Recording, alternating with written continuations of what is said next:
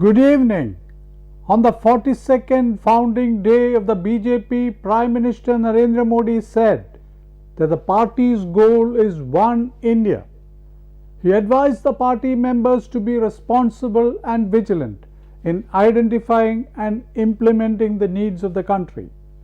In a barely veiled dig at the opposition, PM said that family-led parties have never allowed the youth of the countries to progress. Addressing the BJP workers, he said parties dedicated to further family rule have little regard for constitutional norms and cover up corruption and misdeeds of each other, even though they may be active in different states. Welcome to this week's episode of Prime Minister Speaking.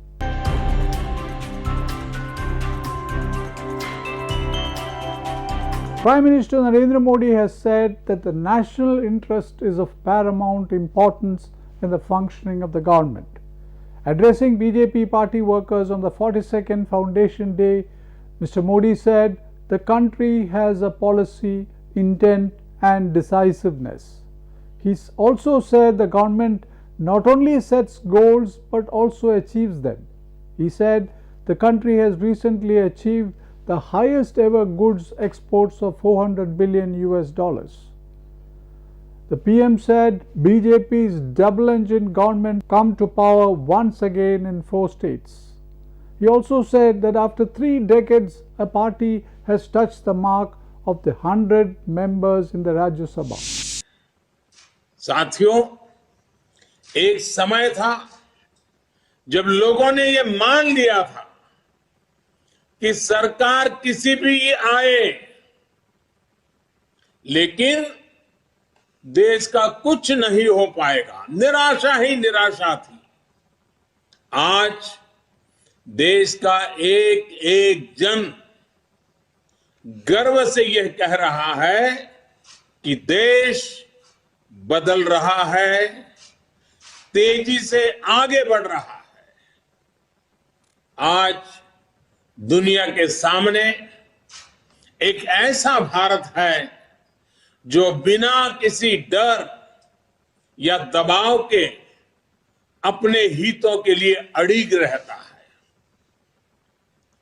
जब पूरी दुनिया 2 विरोधी ध्रुवों में बटी हो, तब भारत को एक ऐसे देश के रूप में देखा जा रहा है जो दृढ़ता के साथ मानवता की बात कर सकता है।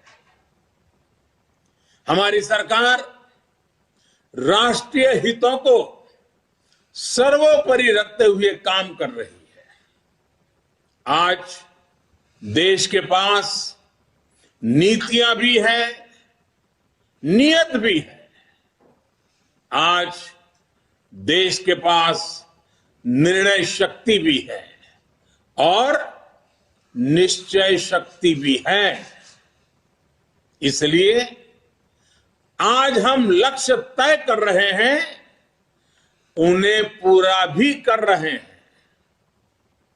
आपने भी देखा है, कुछ समय पहले ही देश ने $400 बिलियन यानी 30 लाख करोड़ रुपए से भी ज्यादा के उत्पादों के एक्सपोर्ट का टारगेट पूरा किया है। कोरोना के इस समय में इतना बड़ा लक्ष्य हासिल करना भारत के सामर्थ्य को दिखाता है। कोरोना के खिलाफ लड़ाई को भारत अपने संसाधनों से लड़ रहा है, लगातार जीतने का प्रयास कर रहा है। आज भारत 180 करोड़ से ज्यादा वैक्सीन डोज देने वाला देश है।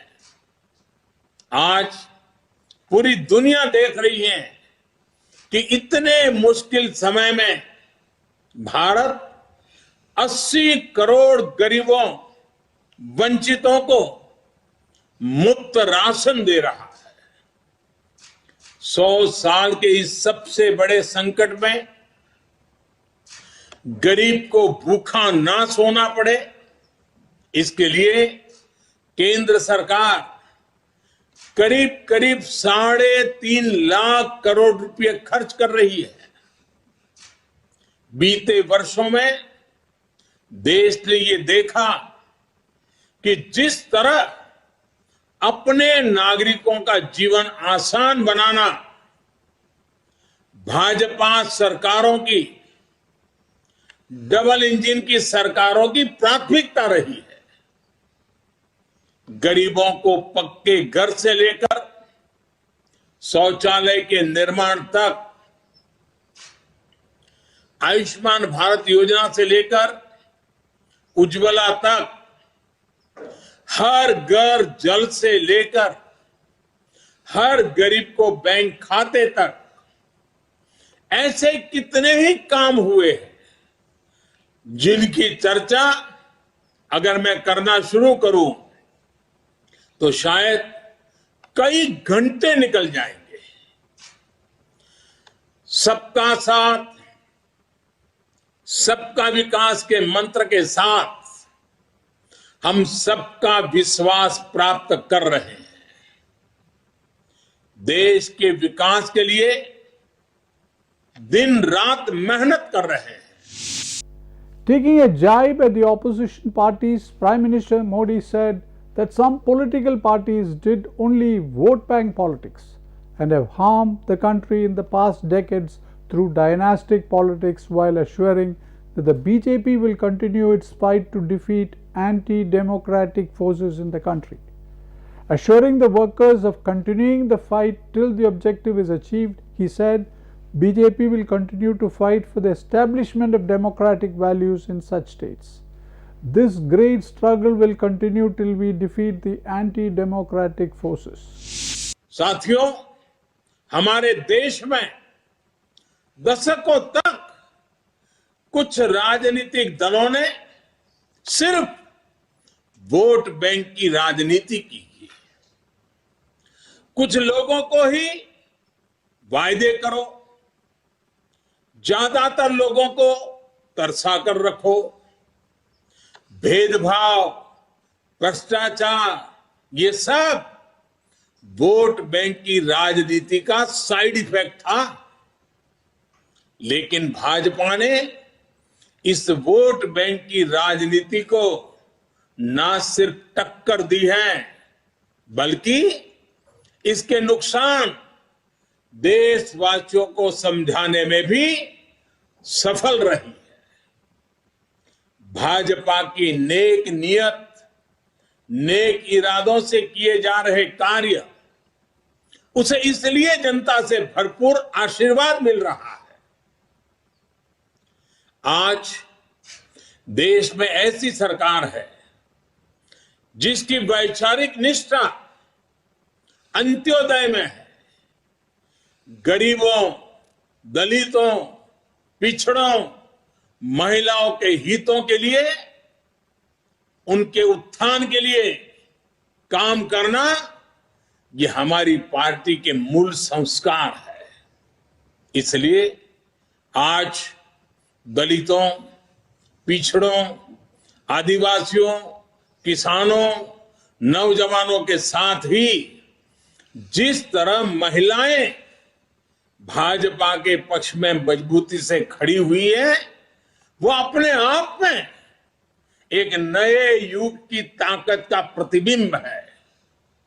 पिछले कई चुनावों में हमने लगातार देखा है, भाजपा का विजय तिलक करने के लिए सबसे आगे हमारी माताएं बहनें आती है। ये केवल एक चुनावी घटना भर नहीं है, एक ऐसा सामाजिक और राष्ट्रीय जागरण है जिसका इतिहास में विश्लेषण किया जाएगा। देश ने महिलाओं को नए अधिकार दिए, सुशासन और कड़े कानूनों से उनमें सुरक्षा का भाव पैदा किया।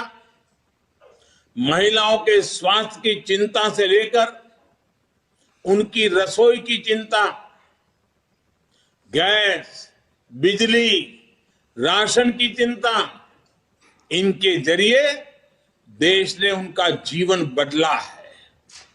आज देश की नारी शक्ति के भीतर जो आत्मविश्वास पैदा हुआ है, आर्थिक फैसलों में उनकी जो सहभागिता बढ़ी है, वो भारत के भविष्य को दिशा दे रही है।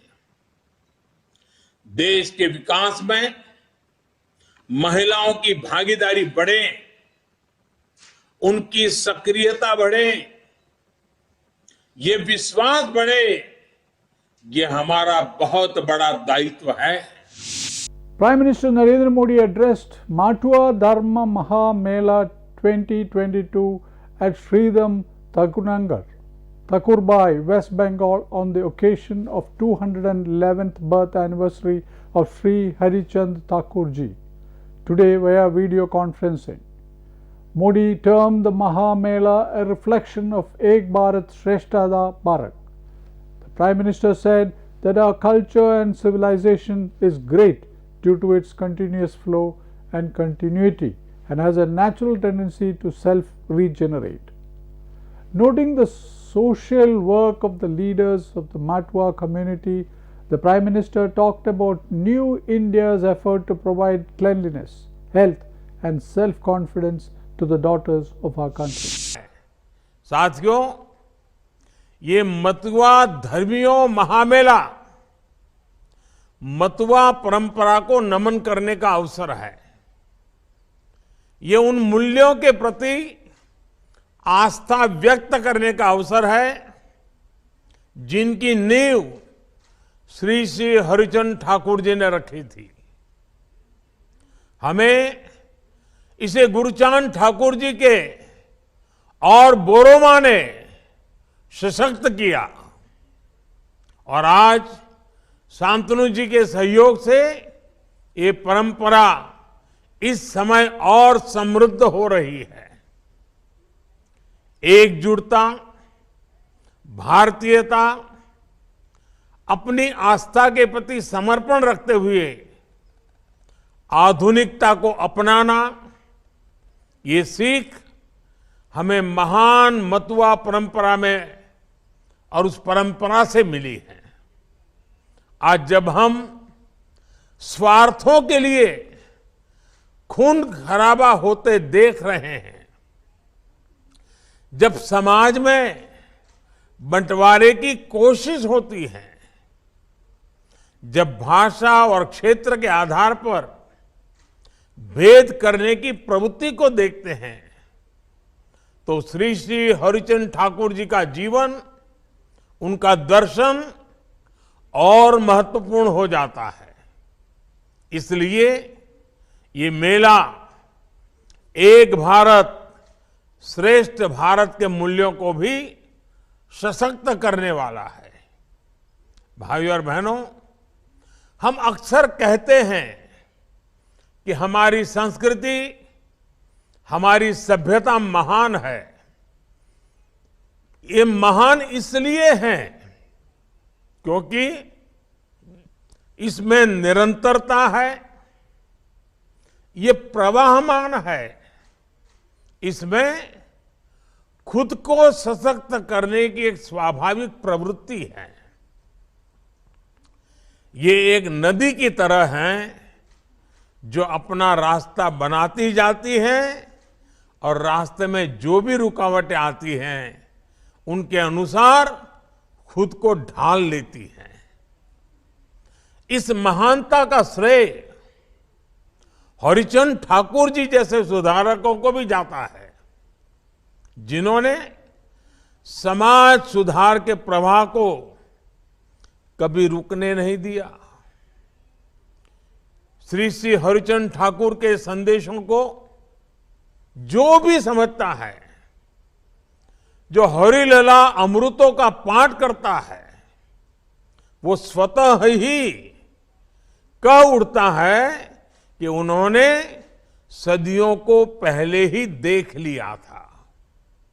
वरना आज जिस जेंडर सिस्टम की बात दुनिया करती है, उसको 18वीं सदी में ही हरिचंद ठाकुर जी ने अपना मिशन बना लिया था। उन्होंने बेटियों की शिक्षा से लेकर काम तक के अधिकारों के लिए आवाज उठाई। माताओं, बहनों, बेटियों की गरिमा को सामाजिक चिंतन में आगे लाने का प्रयास किया। उस कालखंड में उन्होंने महिला कोर्ट और बेटियों के लिए स्कूल जैसे कार्य किए। ये दिखाता है कि उनका विजन क्या था, उनका मिशन क्या था। भाइयों और बहनों, आज जब भारत बेटी बचाओ, बेटी पढ़ाओ के अभियान को सफल बनाता है, जब माताओं, बहनों, बेटियों के स्वच्छता, स्वास्थ्य और स्वाभिमान को सम्मान देता है, जब स्कूलों, कॉलेजों में बेटियों को अपने सामर्थ्य का प्रदर्शन करते अनुभव करता है, जब समाज के हर क्षेत्र में हमारी बहनों, बेटियों को बेटों के साथ कंधे से कंधा मिलाकर राष्ट्र निर्माण में योगदान देते देखता है, तब लगता है कि हम सही मायने में श्री श्री हरिचंद ठाकुर जी जैसी महान विभूतियों का सम्मान कर रहे हैं। जब सरकार सबका साथ, सबका विकास, सबका विश्वास के आधार पर सरकारी योजनाओं को जन जन तक पहुंचाती है, जब सबका प्रयास राष्ट्र के विकास की शक्ति बनता है, तब हम सर्व समावेशी समाज के निर्माण की तरफ बढ़ते हैं। साथियों, भारत के विकास में मतुआ समाज की भागीदारी बहुत अहम है। इसलिए केंद्र सरकार की हर संभव कोशिश है कि समाज से जुड़े हर परिवार का जीवन आसान हो। केंद्र सरकार की हर जन कल्याणकारी योजनाएं तेज गति से मतुआ परिवारों तक पहुंचे, इसके लिए राज्य सरकार को प्रोत्साहित किया जा रहा है। पक्का घर हो, नल से जल हो, मुफ्त राशन हो, 60 वर्ष के बाद पेंशन हो, लाखों रुपये का बीमा हो, ऐसी हर योजनाओं के दायरे में 100% मतुआ परिवार आए, इसके लिए हमारे प्रयास जारी हैं। साथियों, श्री श्री हरिचंद ठाकुर जी ने एक और संदेश दिया है, जो आजादी के अमृत काल में भारत के हर भारतवासी के लिए प्रेरणा का स्रोत है। उन्होंने ईश्वरीय प्रेम के साथ साथ हमारे कर्तव्यों का भी हमें बोध कराया। परिवार के प्रति, समाज के प्रति अपने दायित्वों को कैसे निभाना है, इस पर उन्होंने विशेष बल दिया। कर्तव्यों की इसी भावना को हमें राष्ट्र के विकास का भी आधार बनाना है। हमारा संविधान हमें बहुत सारे अधिकार देता है। उन अधिकारों को हम तभी सुरक्षित रख सकते हैं जब हम अपने कर्तव्यों को ईमानदारी से निभाएंगे। इसलिए आज मैं मतुआ समाज के सभी साथियों से भी कुछ आग्रह करना चाहूंगा। सिस्टम से करप्शन को मिटाने के लिए समाज के स्तर पर हम सबको जागरूकता को और अधिक बढ़ाना है। अगर कहीं भी किसी का उत्पीड़न हो रहा हो तो वहां जरूर आवाज उठाएं। ये हमारा समाज के प्रति भी और राष्ट्र के प्रति भी कर्तव्य है। राजनीतिक गतिविधियों में हिस्सा लेना हमारा लोकतांत्रिक अधिकार है, लेकिन राजनीतिक विरोध के कारण अगर किसी को हिंसा से डरा धमका कर कोई रोकता है तो वो दूसरों के अधिकारों का हनन है। इसलिए ये भी हमारा कर्तव्य है कि हिंसा, अराजकता की मानसिकता अगर समाज में कहीं भी है तो उसका विरोध किया जाए।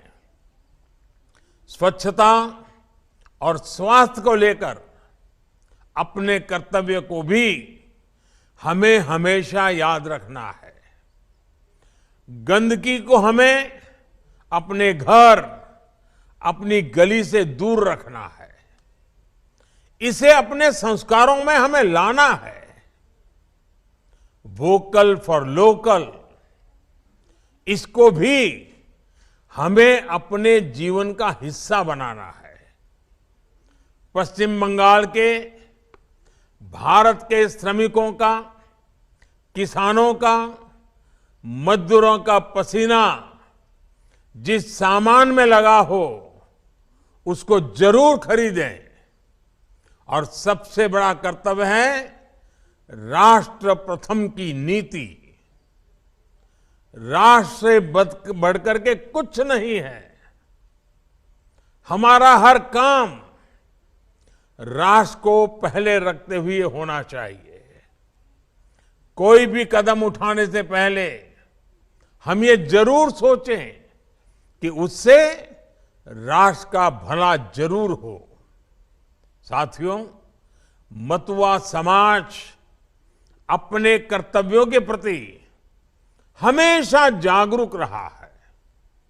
मुझे विश्वास है कि आजादी के अमृत काल में एक नए भारत के निर्माण में आपका सहयोग ऐसे ही मिलता रहेगा। आप सभी को बहुत बहुत शुभकामनाएं, बहुत बहुत धन्यवाद। With this, it's a wrap of this week's episode of Prime Minister Speaking. We'll be back again next week. Until then, this is Nanda Kumar signing off. Thank you for watching and goodbye.